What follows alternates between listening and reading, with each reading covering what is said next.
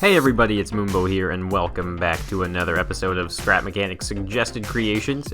Now, the first thing I want to point out in this episode, of course, is that I am loaded up in the Night mod. Now, this is a mod created by Durf, and he made it a while ago in the older version of Scrap Mechanic, but when they released the new engine, none of the mods worked anymore, so I'm sure Durf has been working very hard for us to get these cool new mods out, and I love the environmental ones the most, because the builds stay true to vanilla, but you still get a different experience in the game, so this Night mod looks absolutely fantastic.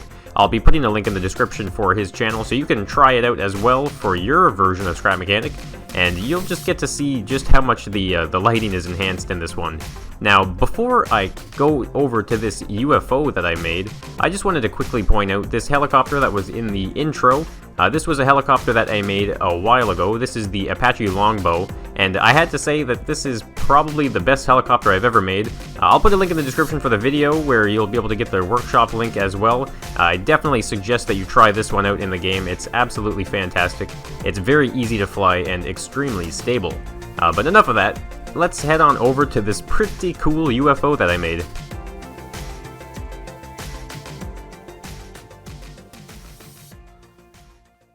So one thing I do need to mention about this night mod though is it is extremely dark. As you can see, I had to add quite a bit of studio kind of lighting here, some staging, so that you could actually see the UFO, and it was actually kind of cool because it made it kind of like this Area 51. We've discovered this UFO and we don't know what to do with it, so we'll just light it up. So I'm just going to quickly show you guys the various features that this UFO has. So on the outside though, you can see it's kind of like these two semi-spheres, pretty cool glass dome on the top there, which is actually really cool when you're inside. So from the outside here, you can see I have some pretty cool pod lighting underneath it that lights the ground up when you fly up, and there's also a ring lighting around it that is set to a logic sequence. And then under here, this is like a grabber kind of thing. I wanted to do like a crane tractor beam, but in the end I put this little door here that you can open up and scoop things up with. It's difficult though to land on top of something. So we'll press this button right here, and that opens up the door. You can see it just got a lot brighter as well. The lights inside of it turn on when you open the door up here, and you can see all the lighting up above. So here's just a quick tour of the inside. It's obviously not very big, but I did make it pretty spacious. You can see on the left here and on the right on this side, there's some passenger seats. They don't actually control anything, but at least you can bring your friends along for the ride in the UFO. And then here, this is the front seat here, which is actually really cool. You can see it's kind of suspended right now, and it actually lifts you up into the dome there. So I think the best thing to do would be to show it to you guys from a few different angles. So the first one we'll do is right here. We'll press this button, and you'll get to see it go up like so. And there we go. It's all locked in now. You can see there's also a hole underneath here that you can get into the seat if it is stuck in the up position. And this kind of just shows you the front here. There's actually a little bit of a hole here for that leg, but that's alright. And then this is just some detail I added here and also on the sides here with some pipe pieces and some wireways just to make it look that much cooler. So we're going to bring this seat back down, and I'll show you guys the view now from the first person. This is the first person view right here. All you have to do is press the 1 key, and it will bring you up and right into the dome like so, and then you press it again to go down. And then the third view, I will just zoom out like this, and you'll get to see exactly what it looks like here. You can see me going up and then sitting just perfectly into that little dome there. So I thought that was really neat. I mean, it's very UFO-like, I find. You know, you're in this dome and you're trying to fly around. So I will drop that back down for the moment though. So I'll bring the keys up here. The number 1 key, of course, is that arm for the seat. The number 2 key will close the back door there. And then the 3 key, that is what turns on the logic sequence there lighting. It's not really much of a logic sequence. If I bring the wire tool out, you'll see there's quite a bit going on in this one. I can try and show you over here though. You can see there's a logic gate, so every 3 lights is connected to a single logic gate. And then over here in front of the seat, you can see that the logic kind of, I guess it's a pulsar.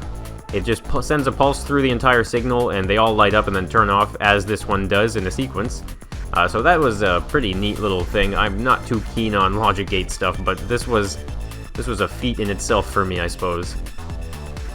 So we will go into the seat again, though, and go over some more of these controls here. So like I said, the 3 key is the lighting there, and the 4 key is your landing gear, which is like this cool little tripod landing gear. And 5 is the scooper. So you can see how it goes right to the ground, right here. If I turn that off, you can see that it actually touches the ground. So normally, you could land on top of something and scoop it up. I did want to put like a crane to simulate a tractor beam, but there was just no room for it. So maybe I could do a second version of a UFO that is a little bit cooler maybe. But this one looks cool nonetheless, and it can scoop up some small things and some people.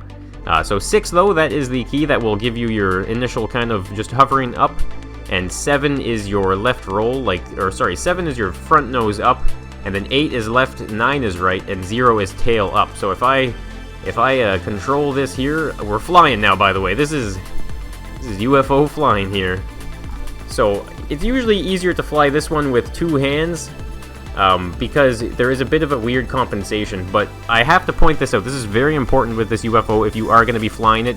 If you do not have your guy up in that top pod right there, it's going to be very unstable. I balanced the entire thruster system solely with that seat up in its driving position. So if you don't have that up in the driving position, this thing is a lot more difficult to fly.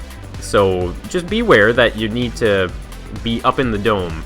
But I mean, it's a lot of fun to be up in this dome anyway, flying around. So as you can see, like I was saying though, this night mod is extremely dark, but you can still hopefully see well enough the surroundings here. You can obviously see that the that area, little 51 there, is very, very bright on the ground. But it's really neat though. You can actually slowly bring yourself back down to the ground, and you will eventually see all of those lights kind of illuminate the ground, actually. Of course, if you smash into the ground like that, you get a cool light show. And I don't want to... I always almost lose control in this UFO. It's kind of a different flying system. But of course, it's an alien ship. What do you expect, right? You got an alien ship. So there we go. You can see the lighting, really kind of eerie looking. Really cool, though. I mean, the night mod really kind of justifies this entire light system, right? So, I mean, if you guys would like to see some of Scrap Mechanic City at night as well, maybe you guys have some ideas for some city episodes I could do with a night theme as well, so let me know in the comments, actually. So let's see if I can bring this thing right back over to the little Area 51 that we had here. Uh-oh, I dropped it. Crash landing. Ah. And I'm flipping. Well, that's not too bad. I mean, that looks pretty cool either way.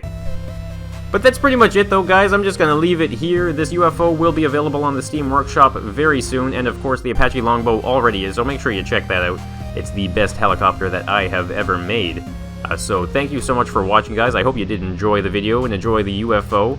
If you want to hit that like button, it helps the channel out, and if you want to subscribe for Endless Scrap Mechanic, there's nothing wrong with that. So thanks for watching, everybody, and I will be seeing you guys in the next one.